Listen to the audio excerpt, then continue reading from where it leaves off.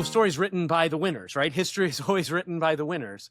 And what would the story look like if it were written by the Philistines instead? So instead of reading the Israelite account of Samson and Delilah, again, assuming it exists and not just a type and shadow, Right. what would the Philistine version look like? Because in that case, I think you could argue very strongly that Delilah is a hero. Yeah. She, I mean, these are your enemy. I mean, these are the sworn enemy, that they're trying to kill your people. I mean, did kill your people over and over again, right? So when you frame it that, I mean, what would it be like to look at Delilah through that lens and say, okay, if you look at it as if you're a Philistine instead, I mean, the goal of the Bible, right, is to put yourself as in the narrative as the protagonist, Israel, or right. Obviously in the New Testament, us, through Christ or whatever. But I think it's kind of interesting. It was interesting for me, I guess, to look at it. What if I flip the script here and I'm reading this from a Philistine point of view? How would I feel about Delilah then?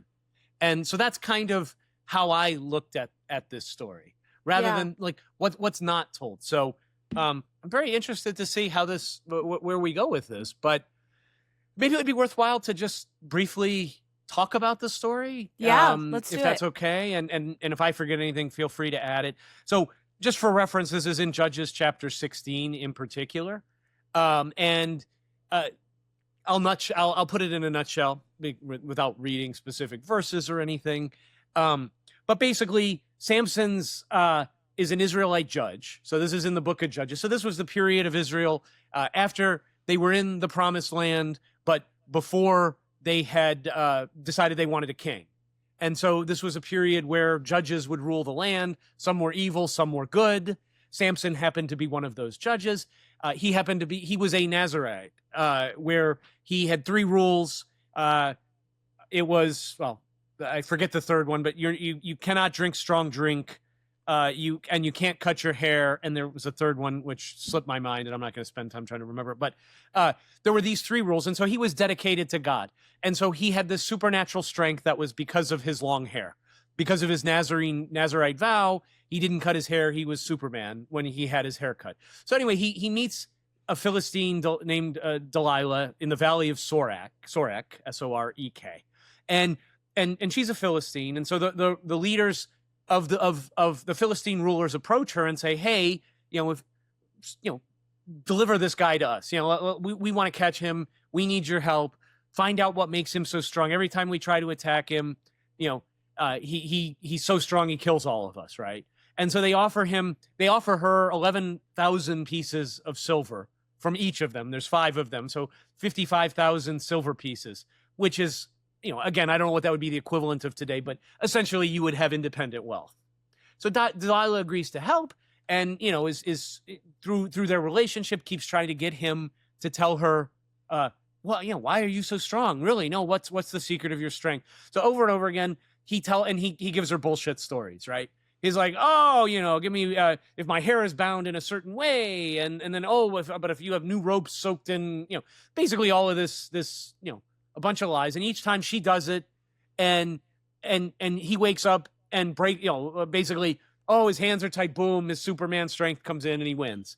Finally, the 4th time, she goes, she just keeps pressing him emotionally, like, hey, no, if you really loved me, you don't trust me. You don't trust me, Samson. Why don't you trust me? So he tells her the truth. She cuts his hair, and he gets captured. He eventually his eyes get put out, which was something that when I was growing up as a kid, always remembered that. He gets blinded.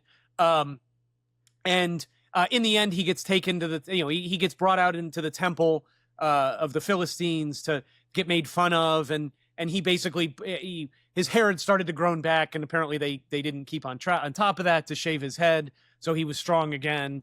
He pushes the pillars apart and collapses the temple, and that's the end of the story. So that's basically the story. And so to me, there's a few themes here that I think are, again, if you're looking at it from the perspective of not what the story says, but from an alternative perspective, like how is this redeemable? So one to me is about power and agency. Another is about, again, the narrative. So what is the story we've been told? Another could be around survival. You know, how do you survive, and the context of survival. I mean, remember, so for example, Delilah lived in a world where Samson had spent 20 years killing her people over and Yeah. over again. Then of course, male accountability here. I mean, Samson, pretty much an idiot, right? Like, how many times do you, I mean, let's just be honest. Thing like, that for me, I kind of forgot how crazy it actually is, that it's like, dude, who do you think is doing? You're telling her, then you're finding yourself the victim of all of these things. What do you think is going on here? Like, dumbass. Right, yeah. I mean, fool me once, shame on me. Fool me 4 times? Like, okay. Like, no, this time I really, you know, it's like Lucy in the football with Charlie Brown. Like, Yeah, you know, Samson exactly. is basically Charlie Brown. Yeah. You know, and then of course I think we can touch upon sort of the modern relevance. But you know, again, so so the first question I'll ask really just around this you know, historical double standard. And I'm just, you know, and I'll ask the listeners, what do you think? So if Delilah had been an Israelite woman who betrayed a Philistine warrior to save her people, would she be in the Bible's Hall of Fame and not its gallery of villains? And to me, the answer to that is yes.